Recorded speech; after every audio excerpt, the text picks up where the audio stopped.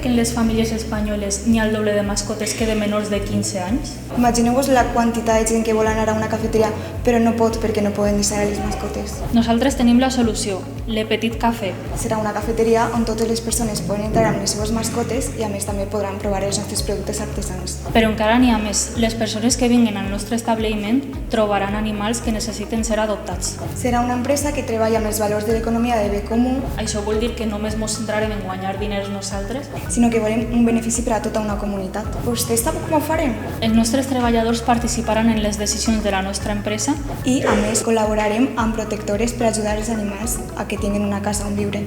Començarem amb una inversió inicial de 10.000 euros. Si li interessa el nostre negoci, Què li pareix si em dona la seva targeta? i jo li cridaré demà per a concretar tots els detalls. Perfecte. És clar, tinc Moltes gràcies.